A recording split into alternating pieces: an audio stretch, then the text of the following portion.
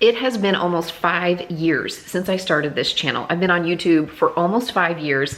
And when I started See Mindy Mom, my hope was that I could just share some everyday, realistic mom life with you guys. In fact, that's how I came up with my channel name. I was thinking of the word mom as a verb, like every day I'm momming, or look at me mom this day. So instead of See Mindy Live or See Mindy Go, I went with See Mindy Mom. And I have been trying to just kind of share, you know, realistic things that are helpful in a kind and positive way. I try to think of those 4 words when planning my content and all the other things that I present here. I want it to be helpful in a kind, positive, and realistic way. But since it is close to Mother's Day when I'm filming this, it got me to thinking about what my channel would be like if YouTube had been around 30 years ago in 1993 when my mom was raising 5 children, what kind of information they would be sharing. So I thought it would be fun to just take a little trip back in time. I'm gonna make a really delicious dinner and you want to watch this because I have been searching for this recipe on the internet for years and I cannot find it. I cannot find it on Google. I can't find it on Pinterest.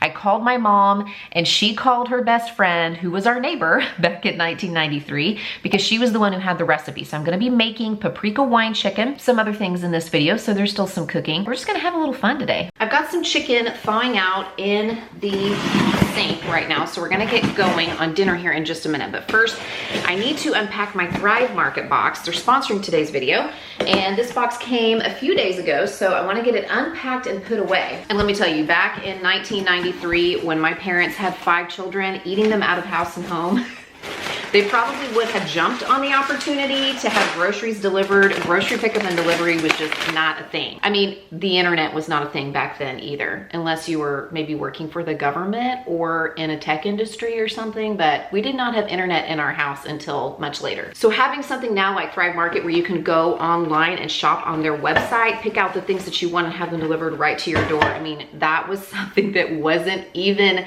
on the horizon, so to speak, 30 years ago for my mom. Thrive Market is an online grocery retailer on a mission to make healthy living affordable for everybody. On their website or in their app, you can shop from thousands of natural and organic products that are priced below traditional retail value. They also cater to a variety of lifestyles, and you can sort their products on their website according to whatever diet you may be following. You might discover something like this gluten-free whole grain granola or this protein sugar cookie mix that I just purchased to try out for my family. Memberships start as low as $5 a month when you sign up for the annual membership. And if you join today, you can get 30% off your entire first order plus a free gift worth up to $60. All you have to do is follow that link in the description box or go to thrivemarket.com/SeeMindyMom. I've been working with Thrive Market for almost a year and a half now, so almost everything I purchased are favorites of mine that I have purchased time and time again. So let me just do a quick little rapid fire of my Thrive Market haul. Fire roasted tomatoes, olive oil, Dijon mustard. I love to use this to make salad dressings in the summer. Coconut milk, veggie broth. These 2 things are actually going in my emergency meals bin in my pantry along with these fully cooked rice and bean packages.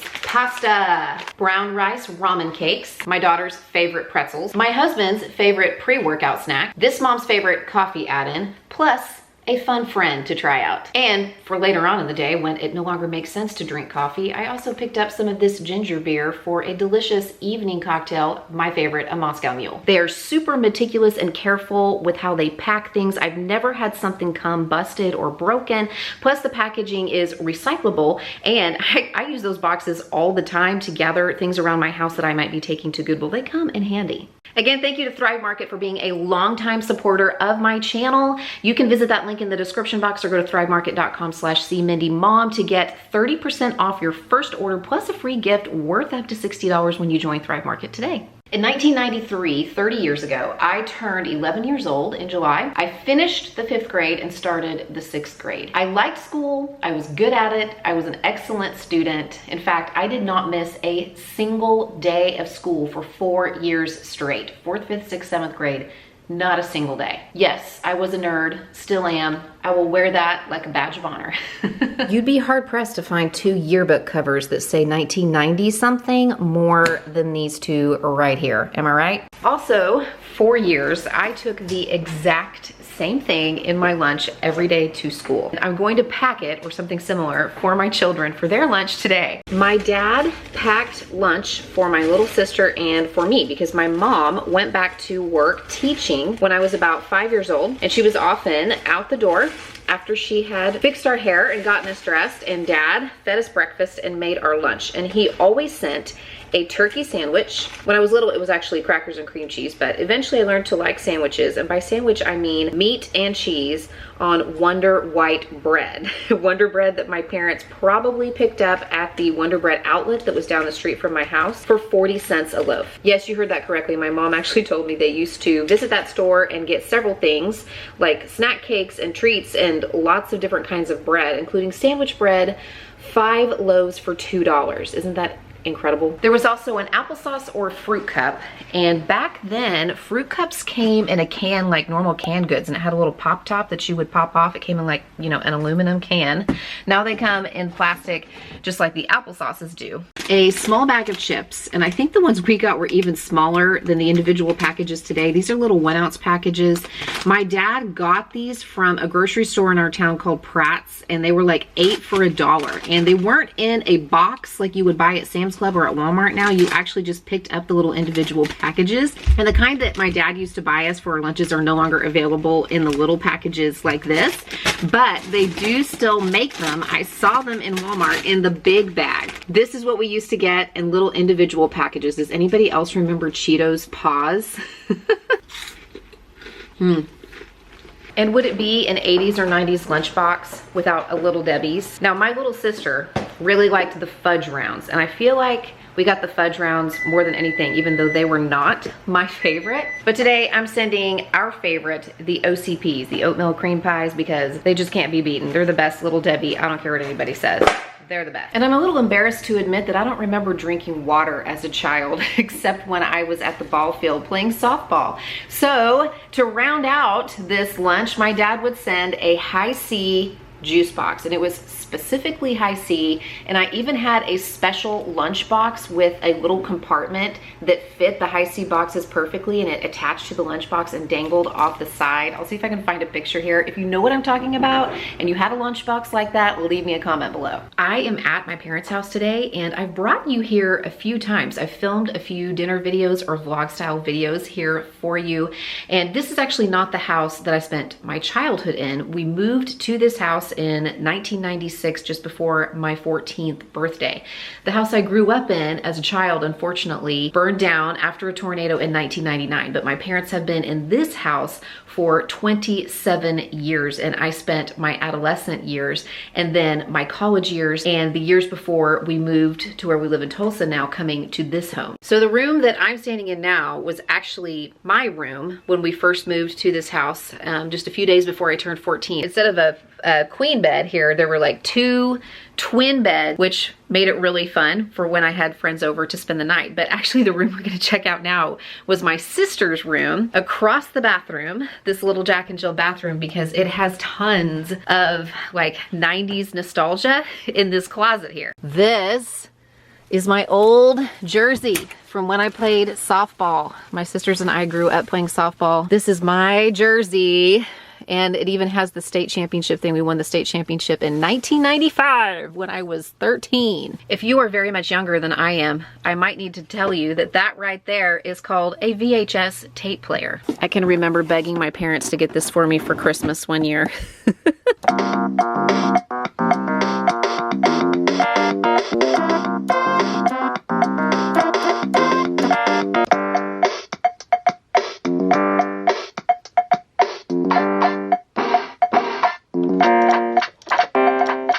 Yo, the world's first rap keyboard. Okay, look at these.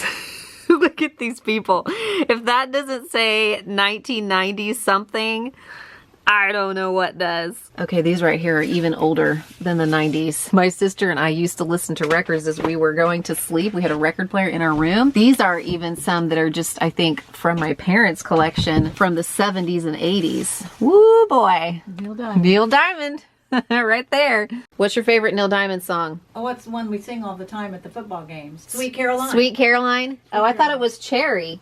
I like that one too. Travel and Salvation Show, isn't that another one that we always sing? In case you're wondering, this is See Mindy Mom's mom. Say hi, Mom. Hello.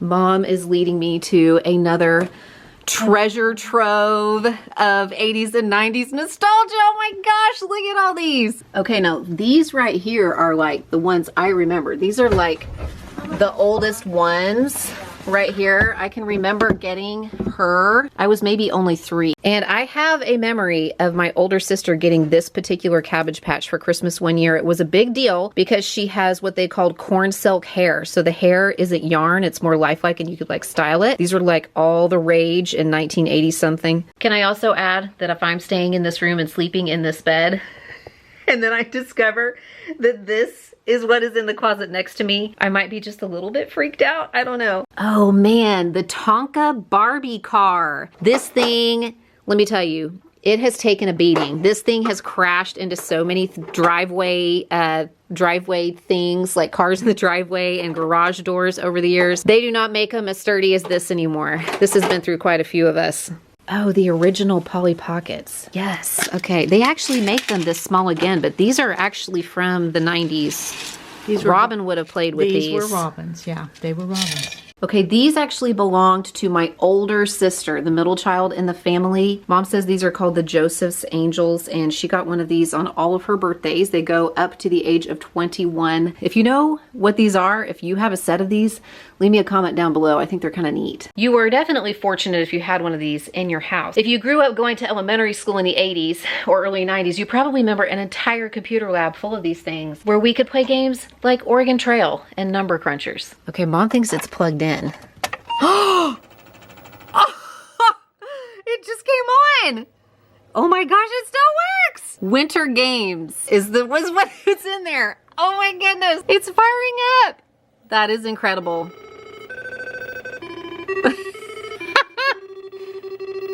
This is some kind of Olympic game. Look at the green screen.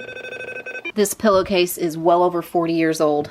My mom says my oldest brother got this for Christmas in 1978. In elementary school in the 90s, I can remember my teachers wearing this type of stuff. They wore lots of pins, and also these things are called button covers, and you would actually put them on the buttons of your blouses and sweaters to change up like the seasons. And I remember my teachers often had like apples and school buses and stuff. Mom just pulled out her stash of button covers. She has an entire box just of button covers. Ooh, these are like silver. These are like sterling silver ones. This must have been your fall because there's pumpkins in here and a little pilgrim guy. Oh, here's the schoolhouses. The schoolhouse button covers. Oh, and you even had them that had all of our names on them. Mom, look. You could wear all of your kids in button covers to school. I should at least put them in age order. Angie's the oldest. There's not one for our brother, Mom. I know. You don't have one for Biz. Okay, no worries. We found my brother. So he was not left off of the sweater that Mom must have worn these with. Oh, well, now I've lost mine. Oh, I'm taking it with me. So all of those oversized crew neck sweatshirts that are really in right now, those are actually 30, 40-year-old trend. I mean, look at all of these sweatshirts that I'm finding in my parents' closet that are actually that old. And from the first time the oversized crew neck sweatshirt was in style. Oh my goodness, wait until you see this one. It's hand-painted. Hand-painted Christmas sweatshirt. I definitely think that this needs to come out in a Vlogmas video sometime. What do you guys think?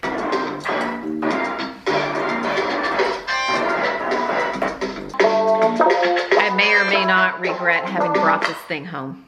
This is a cup of just all-purpose flour with about a teaspoon of salt and about a quarter teaspoon of fresh cracked black pepper. And I'm going to dredge my chicken thighs in this mixture.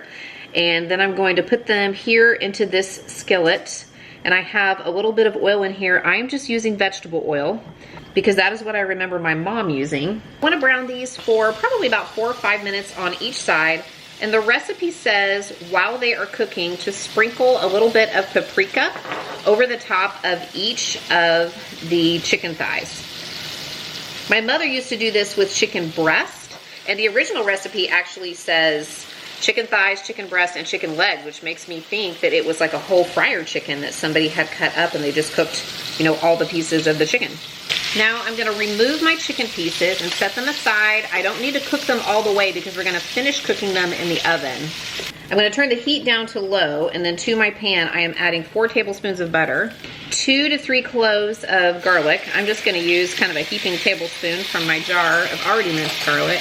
It calls for a 1/4 teaspoon each of oregano and rosemary, but I'm probably using more like a 1/2 to a whole teaspoon. It just doesn't seem like enough to use that little.